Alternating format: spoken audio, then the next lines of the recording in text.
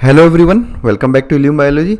देखिए, मसल्स के इस सेशन को आगे बढ़ाते हैं हम लोग, है ना। मसल्स के बारे में फिजियोलॉजी हमने बहुत अच्छे से स्टडी कर ली है ना। पहले 8 वीडियोस में skeletal muscles, cardiac muscles, smooth muscles कैसे काम करते हैं, कॉन्ट्रैक्शन क्या होता है, उनकी प्रॉपर्टीज़ क्या क्या है, सब कुछ हम लोगों ने जो हमें नॉर्मल फिजियोलॉजी में पढ़नी चाहिए सब हमने डिस्कस कर ली। अब से हम लोग जो सेशंस हैं अपने पास में, उन सेशंस में हम कुछ पर्टिकुलर डिजीज़ स्टडी करेंगे जो मसल्स से रिलेटेड हो, जैसे कि मायस्थेनिया ग्रेविस। ठीक है, तो इस सेशन में हम लोग मायस्थेनिया ग्रेविस की ही बात करेंगे। चलिए, मायस्थेनिया ग्रेविस पहले समझ लेते हैं और देखते हैं कि इसका कॉज क्या है, ट्रीटमेंट क्या है और इसमें सिम्टम्स क्या क्या आते हैं पेशेंट को। चलिए, मायस्थेनिया ग्रेविस समझने से पहले मैं बात करता हूँ एसिटाइलकोलिन रिसेप्टर्स की। ठीक है, इस सिस्टम को एक बार हल्का सा देखो। अगर आपको ये वीडियो, आपको कोई भी डिजीज़ का वीडियो अगर अच्छे से समझना है तो पहले ज़रूरी है कि वो जो फिजियोलॉजी वाले वीडियोज़ है जिसमें हम नॉर्मल फंक्शनिंग की बात कर रहे हैं ना, पहले आप उनको देखो, उनको अच्छे से समझो। क्योंकि उस नॉर्मल फिजियोलॉजी में जब किसी तरह की कोई गड़बड़ होती है तब जाकर कोई डिजीज़ या पैथोलॉजी प्रोड्यूस होती है।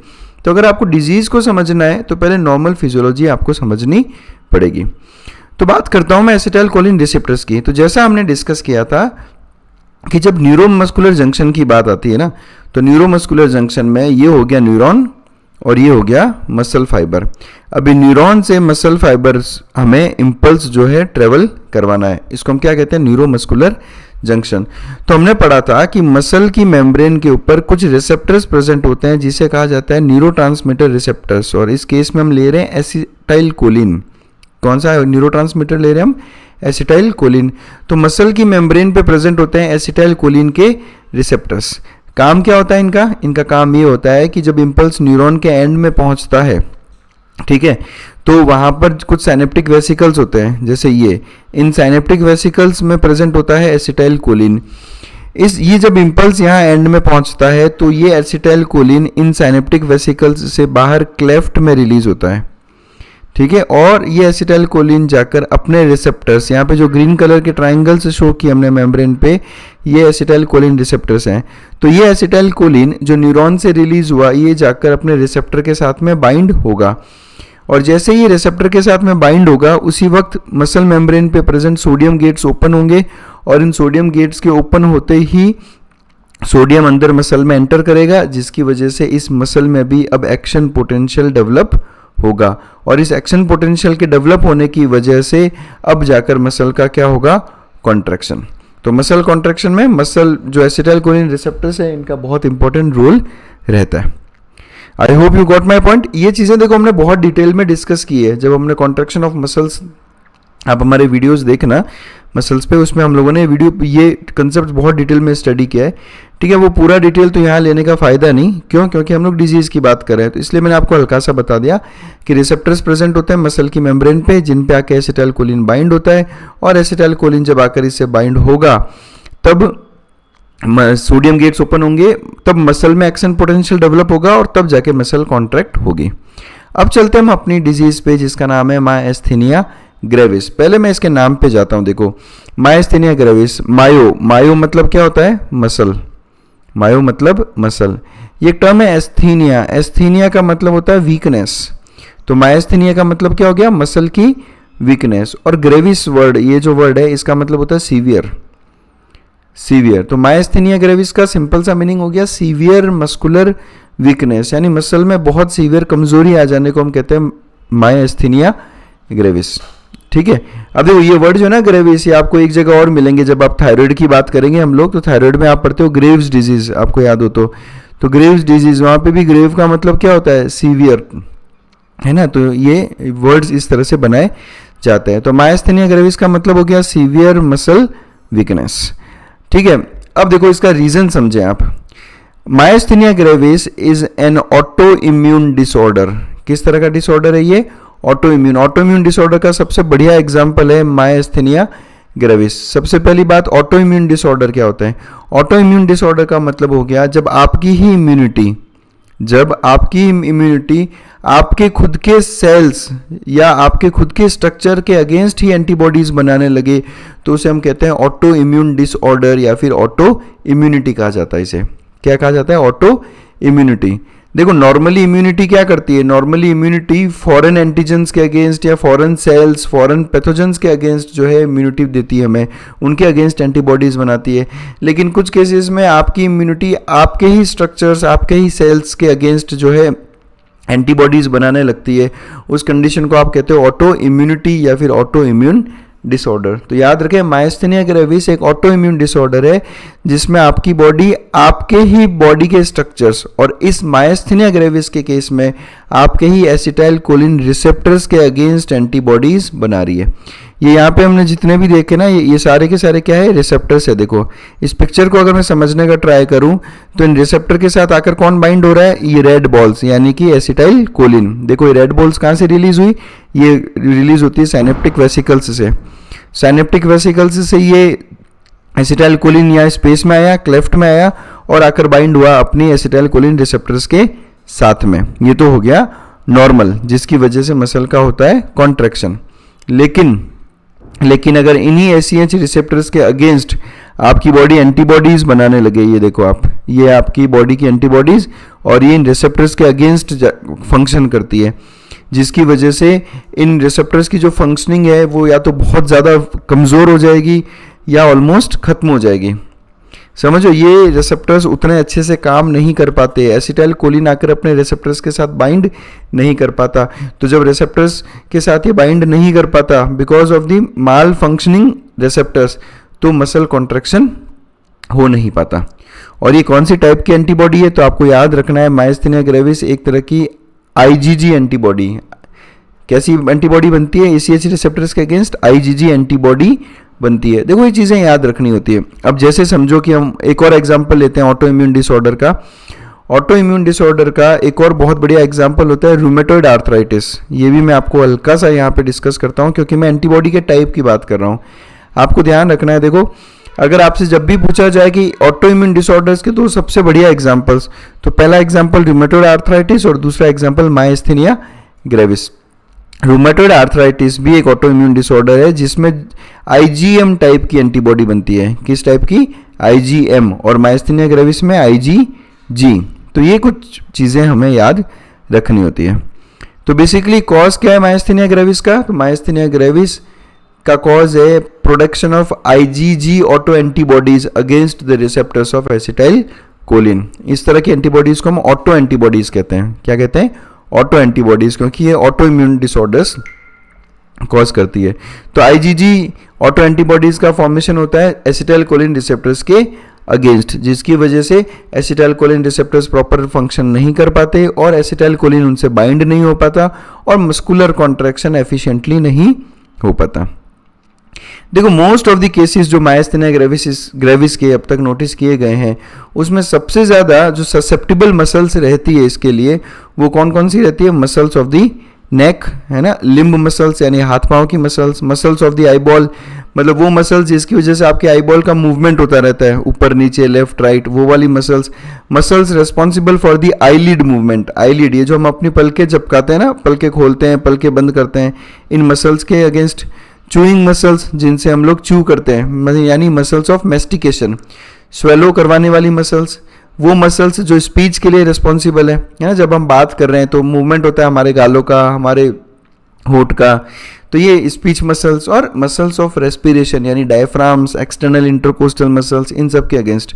आप सोचें अगर मायस्थेनिया ग्रेविस आपकी रेस्पिरेशन वाली मसल्स को अफेक्ट करने लगे तो आपका जो डायफ्राम का कॉन्ट्रैक्शन है जिसकी वजह से आप इंस्पिरेशन करते हो वो इतना आसानी से नहीं हो पाता, which can even lead to death. ठीक है, तो ये इसके कॉज रहते हैं। अब बात करते हैं सिम्टम्स की, यानी कि पेशेंट को क्या क्या लक्षण आते हैं मायस्थेनिया ग्रेविस में। तो देखो सीधी सी बात है कि मसल कॉन्ट्रैक्शन में दिक्कत आ रही है क्योंकि एसिटाइल कोलिन रिसेप्टर्स प्रॉपर काम नहीं कर पा रहे। जब वो प्रॉपर काम नहीं कर पा रहे तो मस्कुलर कॉन्ट्रैक्शन कैसा हो गया, बहुत ही धीमा प्रोसेस हो गया और बहुत कमज़ोर प्रोसेस हो गया, यानी मसल्स उतनी स्ट्रेंथ के साथ कॉन्ट्रैक्ट नहीं कर पा रही जितनी उसे नॉर्मली करनी चाहिए क्योंकि न्यूरोमस्कुलर एक्टिविटी डिफेक्ट हो गई है यहाँ पर। मतलब आप ये कह रहे हो कि न्यूरॉन से इम्पल्स आ रहा है, न्यूरॉन से एसिटाइल कोलिन रिलीज हो रहा है, लेकिन एसिटाइल कोलिन जाकर बाइंड नहीं कर पा रहा उसके साथ में। फिर आता है inability to maintain the prolonged contraction of skeletal muscle. अब जैसे हमने पिछले वीडियोस में डिस्कस किया कि जब हम खड़े रहते हैं या सीधे बैठते हैं तो हमारी बैक मसल्स एक कॉन्स्टेंटली कॉन्ट्रैक्शन स्टेज में रहती है। आप खड़े रहते हो तो आपकी काफ मसल्स एक प्रोलॉन्ग्ड कॉन्ट्रैक्शन में रहती है। अब आप सोचें मायस्थेनिया ग्रेविस में क्या होगा। मायस्थेनिया ग्रेविस में स्केलेटल मसल्स का प्रोलॉन्ग्ड कॉन्ट्रैक्शन जो है ना वो नहीं रह पाता, यानी आप थोड़ी सी देर खड़े रहोगे तो आपको पेन होने लगेगा, है ना, मसल वीकनेस की वजह से आप खड़े नहीं रह पाओगे। ठीक है, आपकी बैक मसल्स प्रोलॉन्ग्ड कॉन्ट्रैक्शन नहीं करेगी तो आप ज़्यादा लंबे टाइम बैठ भी नहीं पाओगे। तो ये प्रोलॉन्ग्ड कॉन्ट्रैक्शन को मेंटेन करना मुश्किल हो जाता है, जिसकी वजह से आपका लंबे टाइम खड़े रहना, बैठना ये भी मुश्किल हो जाता है। और उसके अलावा, है ना, प्रोलॉन्ग्ड कॉन्ट्रैक्शन तो है ही नहीं, उसके अलावा साथ साथ फटीग जो प्रोड्यूस हो रहा है मसल्स में वो भी बहुत जल्दी हो जाता है। तो मसल्स बहुत जल्दी फटीग हो जाती है या थक जाती है। अब जैसे मैं खड़ा हूँ तो अगर मैं खड़ा हूँ तो मुझे प्रोलॉन्ग्ड कॉन्ट्रैक्शन की ज़रूरत पड़ेगी बैक मसल्स की और काफ मसल्स की। तो ये एक तो ये प्रोलॉन्ग्ड कॉन्ट्रैक्शन नहीं हो रहा और ऊपर से बहुत जल्दी थक जाती है वो मसल्स, तो मैं ज़्यादा लंबे टाइम ना तो खड़ा हो पा रहा हूँ ना ही बैठ पा रहा हूँ। अगर मैं कोई मस्कुलर कॉन्ट्रैक्शन रिपीटेडली कर रहा हूँ तो मैं वो भी नहीं कर पाऊंगा। यानी कुल मिला के मायस्थेनिया ग्रेविस यानी कि मसल का वीकनेस हो गया और वो भी सीवियर। ठीक है, आर्म की मसल्स, लेग्स की मसल्स यानी जो हमारी लिम्ब की मसल्स है उनमें कमजोरी आ जाती है, फटीगेबिलिटी आ जाती है, जल्दी ज़्यादा चल नहीं पाते, खड़े नहीं रह पाते, चीज़ें होल्ड नहीं कर पाते, है ना, इन मसल्स में आपका काफ़ी वीकनेस रहता है। अगर दिक्कत आ जाए समझो आपकी ऑक्यूलर मसल्स के साथ में, ऑक्यूलर मसल्स यानी वो मसल्स जो आई बॉल का मूवमेंट करती है, ये याद रखो ऑक्यूलर वर्ड आई के लिए यूज़ होता है, तो वो मसल्स जो आई बॉल का मूवमेंट करती है, आप समझे अगर उसमें वीकनेस आ जाए तो आपको डबल विजन हो जाएगा। डबल विजन मतलब इसको डिप्लोपिया कहा जाता है। ये देखो आप, इसको कहते हैं डबल विजन, यानी कोई भी चीज़ आपको डबल डबल दिखती है, वो एक साथ आपको ओवरलैप होती हुई दिख सकती है, आपको इस तरह से दिख सकती है, वो अलग अलग दूर दूर भी दिख सकती है इस तरह से। तो ये सभी डबल विजन के टाइप है, इसको कहा जाता है डिप्लोपिया। क्या कहते हैं? डिप्लोपिया। आप याद रखो, डाई मतलब क्या होता है? दो, तो डिप्लोपिया मतलब डबल विजन। और ड्रूपी आईलिड्स, ड्रूपी आईलिड्स को कहा जाता है टॉसिस। ड्रूपी आईलिड्स के लिए वर्ड क्या यूज होता है? टॉसिस। तो ये है ना प्रॉपर मेडिकल वर्ड्स हैं। टॉसिस मतलब ड्रूपी आईलिड्स और डिप्लोपिया मतलब डबल विजन। टॉसिस का मतलब समझाता हूं मैं। देखो जब एक नॉर्मल इंसान अपनी आईलिड को इतना ओपन कर लेता है आसानी से, आप अपनी आंख इस तरह से आईलिड्स को पूरा ऊपर करके देखो तो ना अच्छी खासी ओपनिंग कर सकते हो। लेकिन ड्रूपी आईलिड्स का मतलब होता है ये देखो आप, ये कि आईलिड पूरी तरीके से ओपन नहीं हो पा रही, पूरी तरीके से आप इसको ऊपर नहीं ले जा पा रहे, इसको कहा जाता है टॉसिस या ड्रूपी आईलिड। यानी आईलिड आपकी नीचे की तरफ है ना ऐसे खिसकी हुई रहती है। खिसकी हुई रहती है मतलब ऐसे नॉर्मली हम उसको कॉन्ट्रैक्ट करते तो पूरा खुलता है, वो आईलिड पूरी ऊपर जाती है। लेकिन ऐसे केसेस में बिकॉज मसल का वीकनेस है, मसल का कॉन्ट्रैक्शन इतना अच्छे से नहीं हो रहा, तो मसल रिलैक्स कंडीशन में ज़्यादा रह रही है, तो आईलिड इस तरह से नीचे ड्रूप हो रखी होती है, जिसे टॉसिस कहा जाता है। अब स्वेलो करने वाली मसल्स में वीकनेस आ जाएगी तो थ्रोट मसल्स में वीकनेस आने की वजह से हम स्वेलो करना भी हमारे लिए मुश्किल हो जाता है। फिर अगर हम बात करें मसल्स ऑफ स्पीच की, जैसे हमने थोड़ी देर पहले बोला, तो हम बात करने में भी दिक्कत होती है, क्योंकि ये जो मसल्स हैं, स्पीच की मसल्स हैं, वो प्रॉपरली कॉन्ट्रैक्शन शो नहीं कर पा रही, उनमें कमजोरी है, तो आपके लिए बात करना भी मुश्किल हो जाता है। और अगर सीवियर कंडीशन हो गई, मायस्थेनिया ग्रेविस बहुत ही ज़्यादा सीवियर हो गया, तो आपकी रेस्पिरेटरी मसल्स यानी डायफ्राम, एक्सटर्नल इंटरकोस्टल मसल्स, इनका हो जाता है सीधा सीधा पैरालिसिस। यानी ये इनको पैरालिसिस का मतलब क्या होता है? पैरालिसिस का मतलब ये होता है कि न्यूरॉन की तरफ से यानी नर्वस सिस्टम की तरफ से तो इम्पल्स या मैसेज प्रॉपर पहुंच रहा है, लेकिन किसी रीज़न की वजह से मसल कॉन्ट्रैक्शन नहीं हो पा रहा, किसी रीज़न से मसल कॉन्ट्रैक्शन नहीं हो पा रहा, तो इस केस में क्या होगा? पेशेंट की डेथ हो सकती है, बिकॉज इंस्पिरेशन रुक जाएगा। तो ये सब अलग अलग सिम्टम्स रहते हैं मायस्थेनिया ग्रेविस के। चलिए अब हम बात करते हैं इसके ट्रीटमेंट की। तो देखो, जब भी हम किसी डिजीज़ का ट्रीटमेंट की बात करते हैं तो हम लोग उसके कॉज पे काम करते हैं, यानी कि इसका कॉज क्या है। तो अगर उस कॉज को अगर अच्छे से समझ लें तो हम उस डिजीज़ के लिए ट्रीटमेंट तैयार कर सकते हैं। यहाँ पे कॉज क्या है? यहाँ पर कॉज ये है कि रिसेप्टर्स प्रॉपर काम नहीं कर रहे हैं। क्या एसिटाइलकोलिन रिलीज हो रहा है बराबर? एसिटाइलकोलिन तो बराबर रिलीज हो रहा है, लेकिन वो रिसेप्टर्स प्रॉपर काम नहीं कर पा रहे। तो इसमें एक काम ये किया जा सकता है कि हम क्या करें कि क्लेफ्ट में एसिटाइल कोलिन की जो अवेलेबिलिटी है वो थोड़े लंबे टाइम के लिए बढ़ा दें, वो थोड़े लंबे टाइम के लिए बढ़ा दें। अब जब एसिटाइल कोलिन लंबे टाइम के लिए रहेगा वहाँ पर, तो रिसेप्टर्स के साथ चाहे धीरे धीरे ही सही या चाहे बहुत माइल्डली ही सही, एटलीस्ट बाइंड तो हो, जिससे थोड़ा बहुत मस्कुलर कॉन्ट्रैक्शन तो होता रहे। बेसिकली क्या होता है, जब एसिटाइल कोलिन क्लेफ्ट में रिलीज होता है, तो क्लेफ्ट में रिलीज होने के बाद में वहाँ पर एक एंजाइम होता है कॉलिन एस्ट्रेज, इसको समझना आप, कॉलिन एस्ट्रेज। ये कॉलिन एस्ट्रेज एंजाइम क्या करता है, जैसे एसिटाइल कोलिन क्लेफ्ट में रिलीज हुआ और अपने रिसेप्टर के साथ बाइंड हो गया, ठीक है, अब जो एसिटाइल कोलिन क्लेफ्ट में बच गया उस पर कॉलिन एस्ट्रेज एक्ट करता है और डिग्रेड करता है उस एसिटाइल कोलिन को, यानी उस एसिटाइल कोलिन को खत्म करता है, क्योंकि जितना हमें मस्कुलर कॉन्ट्रैक्शन प्रोड्यूस करना था वो उस अवेलेबल एसिटाइल कोलिन से हो गया। मैं नॉर्मल फिजियोलॉजी की बात कर रहा हूँ। अब जो पीछे एसिटाइल कोलिन बच गया उसको कॉलिन एस्ट्रेज एंजाइम क्या कर देगा, डिग्रेड कर देगा। तो इसका ट्रीटमेंट इसी कॉलिन एस्ट्रेज एंजाइम पे फोकस करता है। क्या करते हैं कि हम इस कॉलिन एस्ट्रेज एंजाइम को कर देते हैं इनहिबिट।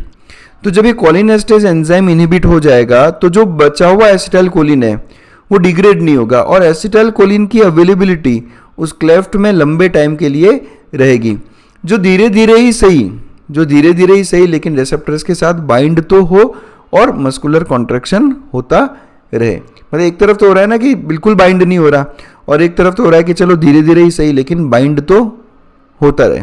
इसलिए हम जो मेडिसिन यूज़ करते हैं, इन मेडिसिन को कहा जाता है कॉलिन एस्ट्रेज इनहिबिटर्स। क्या नाम दिया, कॉलिन एस्ट्रेज इनहिबिटर्स, क्योंकि कॉलिन एस्ट्रेज एंजाइम को क्या करती है, इनहिबिट। और एग्जाम्पल्स हैं नियोस्टिग्मिन और पायरिडोस्टिग्मिन। ये दोनों मेडिसिन कॉलिन एस्ट्रेज इनहिबिटर्स हैं।